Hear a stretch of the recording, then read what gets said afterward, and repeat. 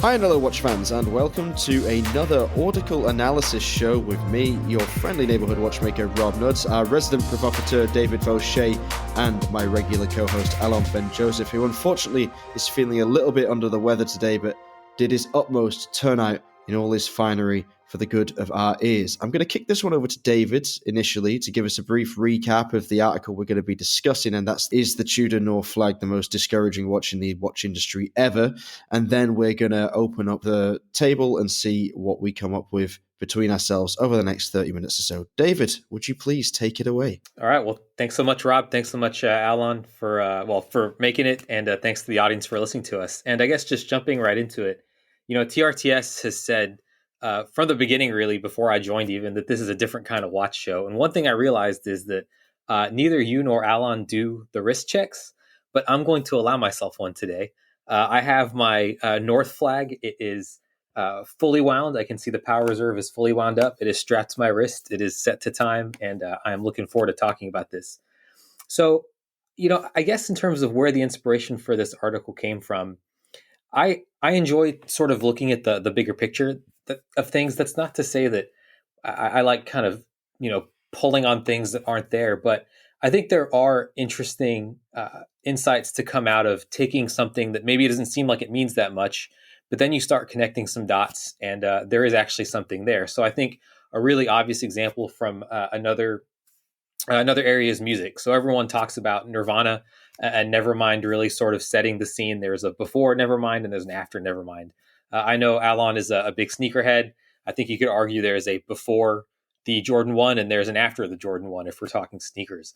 And if you look at the North flag in terms of how it was launched, the reception it got, and ultimately it's sort of fizzling in the marketplace, I think you can make a case that there was a before North flag, there is an after North flag, and you can draw some insights about where the industry is today and perhaps where it might be going in the next couple of years. Thank you for that, David. Awesome intro, and it's super cool to hear that you actually have the North flag on your wrist and actually own one, because I unfortunately snoozed on one on several occasions. I actually agree with almost everything you've written in your audio article. So the article we published a few weeks ago that Rob read out so sexily with his sexy voice. Unlike the previous article, I didn't agree with a lot of things on what you said with the Tiffany Nautilus. Here, I can only concur. There is definitely a pre-North Flag Tudor and a post-North Flag Tudor. Davide Serrato was actually the genius behind that whole, I call it a revolution at Tudor. He started off bringing back the black bass, doing the retro vibe. He did the titanium Pelagos. And then I think it was a stroke of genius with the North flag. As you've written in your article, first time ever with an in-house movement, and you wrote that in brackets. You wrote a whole note for Rob, our in-house resident watchmaker, because technically it's a Kenissi movement, but the majority shareholder is the Rolex Group, so technically you could call it a manufacturer, but I like the fact that you put it in highlights. First ever watch with an open case back for Tudor, if I'm not mistaken. First time ever with a power reserve on the dial, and it was a literal style break for everything Tudor's done. It was indeed a successor to the Ranger 2, which was ugly as hell. Ranger 1 isn't, and the current Ranger I think is cool as well. Integrate bracelet is, you mentioned it as citrus colors, which is well put, and that yellow really pops. New style font for the numerals. Ceramic bezel underneath the top layered titanium bezel. And the integrated bracelet you could swap over to a textile bracelet. So yeah, I really regret it never got the credit it deserved. And that's a pity, because it's actually a historic watch, I think, for Tudor. And I think that we'll see a re-edition of this watch maybe in a decade or so. So this watch will probably be reinvented. I guess it's misunderstood. And as David wrote, I guess the timing wasn't right. They were too early. And when news was circulating, the watch is going to be stopped, a lot of collectors pounced on it. I, with my stupid head, didn't, so I need to get one now in the secondhand market. Actually, I have no critique on whatever David wrote in this amazing article.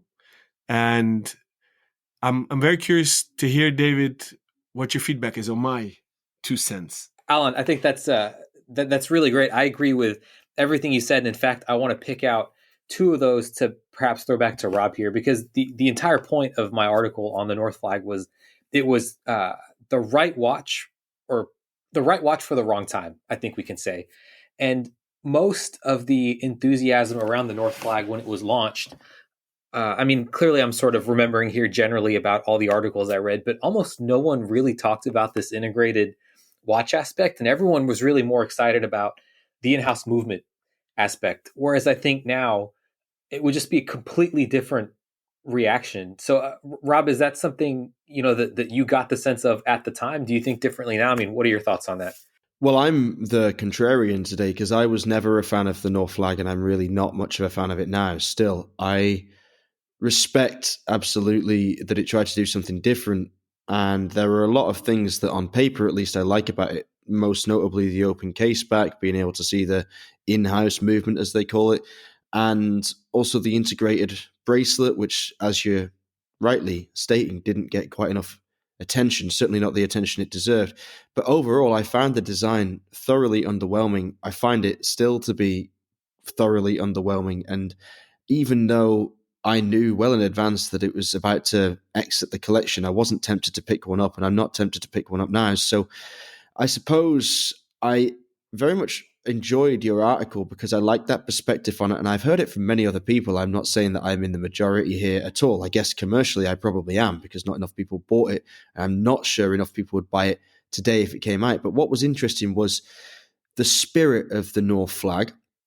What Tudor tried to do with it are things that I thoroughly support. Those things I'm behind 100%. They are exactly what the watch industry does need to see, and that is an attempt to do something at least vaguely new and not cut from exactly the same cloth as everything else.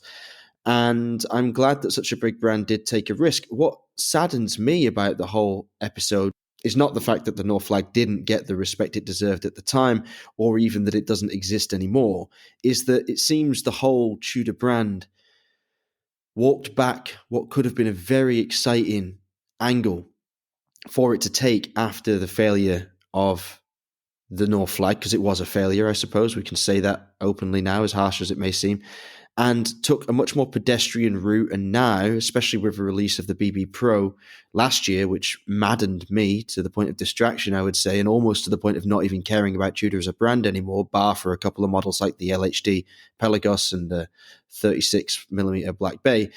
It's just replicating Rolex, and it's just Rolex's little sister brand once again, and nothing but that. And with the North Flag and older models like the Black Shield, and more recently models like the P01, it could have been so different. It could have been Rolex's experimental arm. That's what I was hoping for. Your most recent article that came out last week, and one we'll analyze together next week, is about a brand which is all about the experimentation, and that's Hublot. And wouldn't it be great if we saw Rolex's cachet but turned towards that kind of wild horology? That would have been nice. That would have been neat. But instead, we got a failed, somewhat lackluster attempt with the North Flag, and now we just have these pedestrian, middle-of-the-road copycat models, which are great watches for the money, don't get me wrong. Are there better bits of metal than the quick adjust clasp on the Pelagos? I mean, that's one of the best things in the industry, especially at that price point, but come on.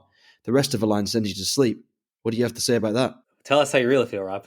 That's good. No, I mean, I respect that, but I think you're right from a, what's the word? Like, from a logical point of view, you're right. I mean, Tudor could have gone this new direction, but can you really blame him, though? And Alon, I think what's really great from your point of view is that you're at the retail point of view. So I'd be curious to know, do you remember kind of what the initial reception was, what traffic looked like for the model? And I guess this is more of a general question after that.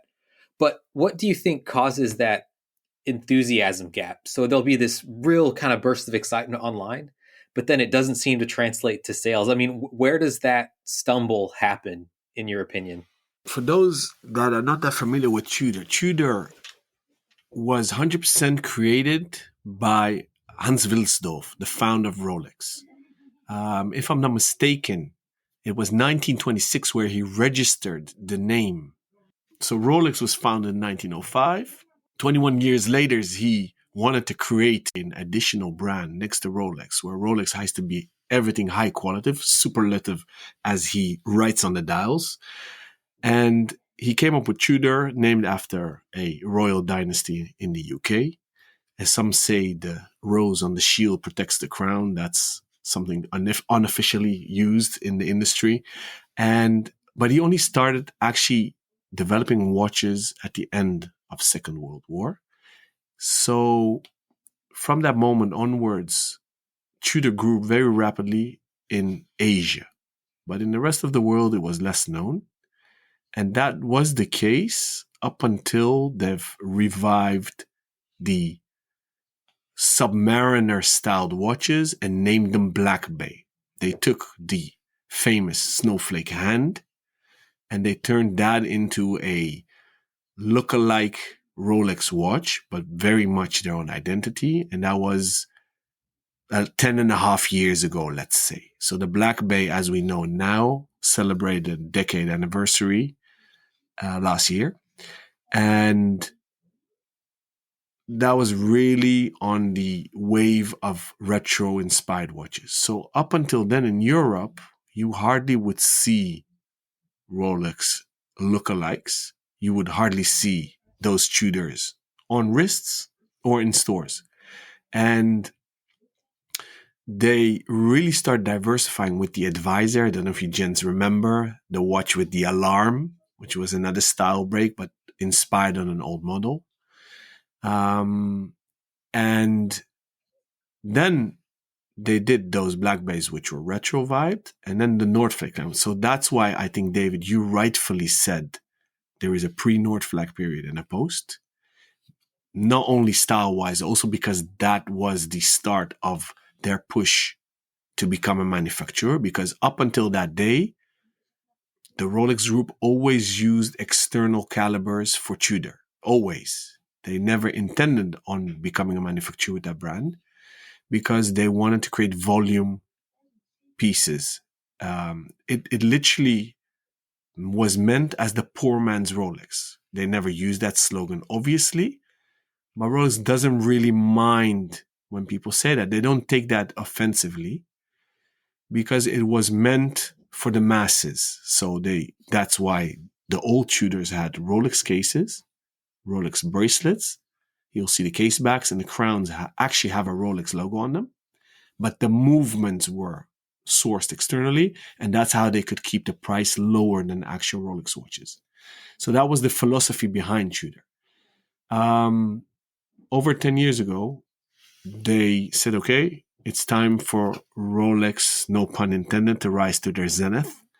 And we're going to do our own thing. And Rob, you said just now, you would have loved to see Tudor do everything that Rolex doesn't. But technically they did, if you think about what they did the last 10 years. We saw bronze watches. We saw black PVD watches. We saw ceramic watches, titanium, colors. So they did use Tudor as a sandbox, an experimental lab. I guess you also mean style-wise. That's why I own a Pelagos, because that is a modern interpretation of a dive tool watch, which I love. Also, Davide Serrato was one of the guys behind that concept design and getting it executed.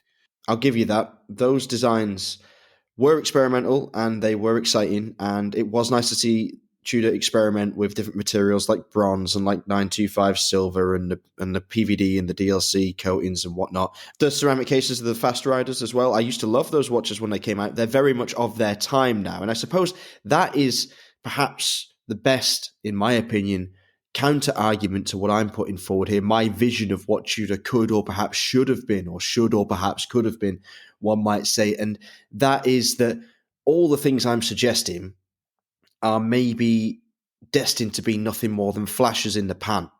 And Tudor as an arm of Rolex is not really about that. As you always say, Alon, Rolex is the brand of evolution, not revolution.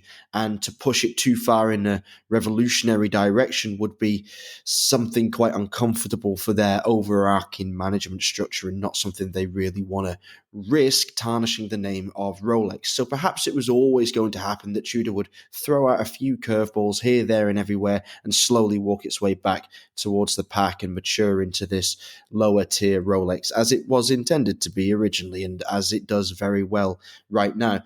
David, you asked 2 questions at the end of your last turn on the mic, and you said, can you blame them? Can I blame Tudor? Directly in response to that, I say, yes, I can blame them, and I will vociferously blame them because, well, every brand needs to be held to account. And it's absolutely true, as you also mentioned, that a watch can be popular in the media and create a storm of interest online, like the P01 did, but then fail to show the same level of enthusiasm commercially. It can fail to become the darling of the public in the same way that it managed to become the darling of the press. And that's a sad truth. That's a line that needs to be trodden here very carefully if you want success in the watch industry.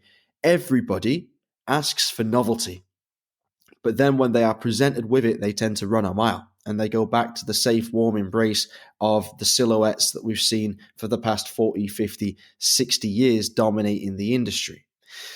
So what does a brand do? It's a very tough conundrum. Now, in my opinion, the reason why I can stand there and say, yes, I blame Tudor for not taking this risk is because if there is one brand that has the financial clout and backing of an absolute mainstay in the watch industry, it is Tudor, because it has such a strong foundation upon which it's able to be experimental and be creative and take risks and keep those risks separate enough from Rolex to not risk damaging the crown's reputation, in my opinion. Now, if I am a damage limitation specialist sitting in the boardroom of Rolex, I'm probably saying we don't do anything but release like flat black dials between 39 and 42 millimeters for the next 10 years because we're going to sell them out by the crate and that'll be good enough. Tudor doesn't need to do anything for success. It doesn't need to do any more than it's already doing. But oh my God, wouldn't it be great if they just did, just for the sake of entertaining us, for the sake of giving us something to talk about. And the North Flag, we're lauding it here as if it's like some kind of revolutionary watch. But I mean, it's flat, crystal, rather thick, black and yellow power reserve time watch. It's not reinventing the wheel, really, is it? It's not pushing the boundaries as far as they could be pushed. What is it about it that you love so much? When you put it that way, it's actually hard to disagree. One thing I was looking at or trying to look at while you were talking, Rob, was just going to the Tudor website and seeing of those models that you and Alon mentioned, like the Heritage Advisor, the Fast Rider, the Heritage Chrono. How much of that is actually left on the website? And I might have been wrong, so either of you please correct me. But the only one I could find was the Heritage Chrono. So it very much does look like Tudor did have this very experimental period, converged basically on, as you said, Rob, kind of very conventional looking watches. And now we're in that period afterwards. And I guess I'll jump onto your second question by trying to bring up another point, which I wrote about in the Audicle, which was how similar I thought it was to another, I guess, more successful watch, which, and this is a bit of a mouthful, hopefully I get all of it, but the Vacheron Constantin dual time overseas Everest. So not the chronograph version, but the dual time. And I was thinking when I was writing this article, then turned into the Audicle, that they're pretty similar watches, not in execution so much, but certainly in concept. And one had this huge enthusiasm burst, which was the Vacheron, and sold out, obviously, because it was limited. The Tudor, very much the same thing. A couple years before, had the same enthusiasm burst, but kind of fizzled. So my question to you both is, was I crazy in trying to make that comparison, A? And B, does that sort of reinforce the fact that the North Flag actually was maybe the right watch just for the wrong time? Few valid points and great things. So to go back to what you said, the Heritage Chrono is discontinued as well. So it's still on the website, but I can't order them anymore for quite some time. So I guess until the market is empty, they'll take it off the website. And it seems Tudor is a bit all over the place. So if we analyze their collections, the 1926 is very classic dress watchy, whereas they sold crates full, as Rob used the term, in Asia of these three-hands dress watches. They discontinued that as well. Then they brought the Royal collection about 2 years ago. Looks like a day date. More of a oyster quartz-ish style, also with an integrated bracelet, fluted bezels. Very successful, but from a design perspective, boring, right? But then, on the other side of the spectrum, they made the Pelagos FXD, which is a modern interpretation for the Marine Nationale. And this is especially for you, David, as a proud Frenchman. And I think that's a very cool watch. So it seems that the legacy of the Pelagos family of being modern works, and they're still doing it. The 39, I think, is a super cool watch, the Pelagos 39. I just regret the fact that they add a bit of shimmer to a tool watch. I think that the original Pelagos with a satinated ceramic bezel and a satinated dark dial, blue or black, is the way to go for a tool watch, but does very well. P01 was mentioned earlier on. How cool is it that they brought a prototype watch made for the US Navy into fruitation, but that doesn't do well either. It's the hardcore collectors that buy it. Besides that, it's an ugly beast, obviously, but it's so cool how you can unlock the bezel with a click mechanism in between the lugs. So it seems they're going all over the place. But as you rightfully mentioned so, Rob, by quoting me, and to make it full circle, Rolex is all about evolution and revolution. And it seems they're doing the same with Tudor. They're making blockbuster watches. It's all about volume because they are an industrialized manufacturer. They do everything in volume, qualitative, but big volumes. And it seems they want the same for Tudor, right? They don't see it as a sandbox or experimental lab. Maybe they should make or buy a third brand. That should be an idea. I've got a question. We keep talking about the Tudor Northflag being perhaps the right watch at the wrong time. But if I'm being totally frank, as David has alluded to, I know no other way of being, do you honestly think that if that watch came out today, and I'm saying devoid of what we know about the Tudor Northflag's history, so obviously if it came back, there'd be a rush of interest. A few people that missed out the first time that regretted the fact they missed out because it was discontinued would buy one because they didn't want to miss out again. But I mean, if it came out completely new, would that watch style now, today, be what the buying public would rush to spend their hard-earned cash on? Do you believe that? Yes. Oh my God. Was that a yes in unison from both of you? Yes. Oh. I 100% believe that. Alon, you go first, but I'll go afterwards. Yeah. I raised my hand, so it's my right first, guys. On the back end, we can raise hands. So I raised my hands digitally. I wanted to jump in quickly with a hardcore yes. You know why, Rob? You and I are lyrically waxing all these contemporary designs, cutting edge designs, modern designs. It is a bit outdated because it was incepted in 2015, but with a little bit of tweaking, and you make it more contemporary. We're riding a huge wave of integrated bracelets, right? Titanium is en vogue. I mean, they used titanium early on, so they were too early with titanium. We see splashes of colors going on. If they do a little tweak to the font, I think it will be a very hardcore. And for those that held the watch, the case is a bit... it's a bit thick. It's a bit tall.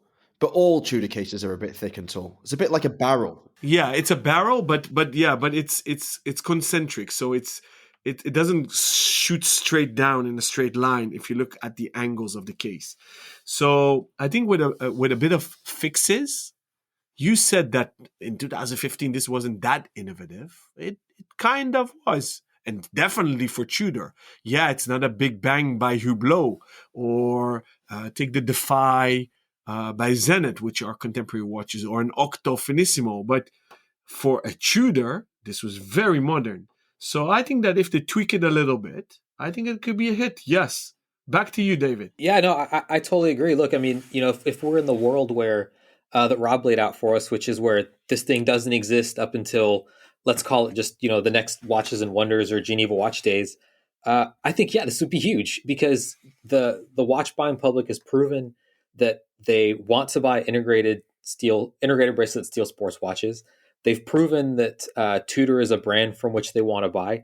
I think it'd be huge. And just to throw this out there, if we're sort of dreaming of design tweaks, I remember going down a message board rabbit hole years ago, a couple years after the North Flag was originally released. And someone had said, I heard a rumor that they were going to replace the power reserve with a second time zone.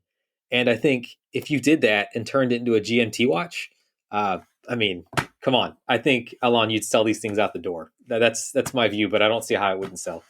I do think that would tangibly improve the model, yeah, and make it more interesting. I'm actually a big fan of power reserves, and I certainly don't mind the way it was rendered, but I just think having that extra really active complication, shall we say, I've never really used that term before, but let's say a power reserve is like a passive complication and a GMT function would be an active complication. I think that might make it more attractive to people for whatever reason. And I could certainly see that, yeah, this is maybe a more fertile breeding ground for integrated bracelet steel sports watches, and maybe it would enjoy a little bit more of a day in the sun. But I mean, is it what the Tudor audience wants Tudor to be? I'm protesting the fact that Tudor didn't become what I wanted it to be and saying that they never went as far as I wanted them to go. But look at the success of the Tudor Ranger, which in my opinion, my very loudly stated opinion, because I'm going off on one on this episode for some reason, is just the dullest watch I think I've ever seen. And it's so painfully disappointing that this is a headline release from a major brand.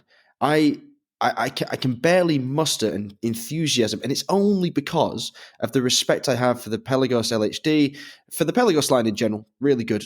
Love that dive watch in the metal. It's an absolute steal for the money, and it really is, I think, a modern classic. And the BB36, as I've waxed lyrical over before, but it's only because of my respect for those models that I still mention Tudor's name with any kind of gloss attached to it whatsoever, because I'm getting thoroughly sick. I hated the Royale.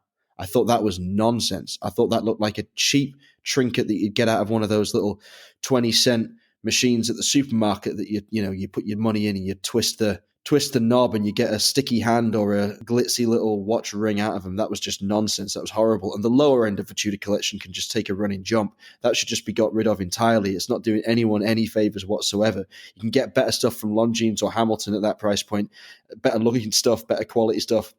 No, forget it. But honestly, if the Tudor buy-in public is going nuts over the Ranger, which by all accounts that I've heard they are, could you imagine that them coming out with a watch which would now, let's say, be priced in what region? What, €3,000, €3,500 for a GMT North Flag? Would that sell? You're so confident. You're both so confident. Am I going to get another yes in unison from you? Yes. I have to say this, Rob, because you said it's a steel in the metal. I guess I would say it's a titanium in the metal. Had to do it. Lol. The second point You're fired. you make, yeah, that's right. That's why I'm here, is for my witty sense of humor. No, I think that the second point you were making about kind of general comments on the range, we're having kind of a sidebar discussion here as we record this, and Alon and I are just kind of going through everything that's been discontinued, and it really does seem like all that's left are the Black Bay and the Pelagos. So I think that's another conversation we can have about, I guess strategy wise, is it wise to put all of your eggs in one basket like that? That's for another conversation. But I think if the North Flag were to come out in this environment where the only thing people want are the Black Bay and the Pelagos, I think the North Flag is different enough to really set itself apart from those, but also similar enough to those watches, sports watch, stainless steel, et cetera, that I think it would kind of toe that line and create interest while still making consumers feel very safe in their choice. All right, okay. I'm receptive to this idea. I like the GMT idea more than I do the Power Reserve being brought back just as it was. So maybe if we ever get to sit down across the table from Tudor, I will cede control of that conversation to you, David, and you can pitch the idea of a real-time show, special edition rebirth of the North Flag with a GMT complication, at 9 o'clock instead. Because, I mean, let's face it, they've still got all the tools that they need to make it, so there's no reason why they couldn't bring it back. How do you feel about that as a little summer project for you? Well, you may not have a choice but to send that to me because they may not invite you after what you just said. But I think that's what the listenership comes here for is for the hot takes. I'm pretty sure Tudor's skin is thick enough to survive a little bit of bluster from me. Yeah. For the audience's benefit, Rob has this English sense of humor I'm still getting used to. So yeah, I'm sure Tudor can manage it as well. But no, I think you're right. Look, I think... Yeah, but this time I'm not joking. There you go. No, look, I think ultimately any product release is always a bit of a gamble. You sort of gather the data you can, you design the watch that you think is going to sell, and then you cross your fingers. And, just kind of on the very vague data points I have in my head, I think that, there's no such thing as a sure thing, but this is pretty close to that. I think that would be my closing thoughts on the North Flag. My closing thoughts are, Rob will never be invited anymore to anything Rolex Group. No, I'm just kidding. That's the beauty of it, that everybody has his own views, passions, and preferences. We neglected the whole comment about the Vacheron. Sorry about that, David. I think it was valid. It was very interesting how you actually bridged that. Maybe for another discussion. I think we're going to wrap it up now. It's interesting, and it seems that Tudor is looking for where to take their brand next. So for our dear listeners, we would love to hear where you think Tudor should go. And we'd love to hear if you love or hate the North Flag. Yeah, that's a good one. Thanks for listening, guys. We really appreciate it. You can get in touch with us all on Instagram. I'm just going to do the Instagrams today. That's at RobNuds, ROBNUDDS, at Alon Ben Joseph, that's ALONBENJOSEPH, and at DA Vaucher, that's at DAVAUCHER. Did I spell that right, David? You absolutely did. Did that from memory. All right, great. Thank you for joining us for this Audicle analysis. We'll be back next week with more analysis on last week's Hublot article, also written by David Vaucher. Thanks again, guys. We'll see you soon. Until then, stay safe and keep on ticking.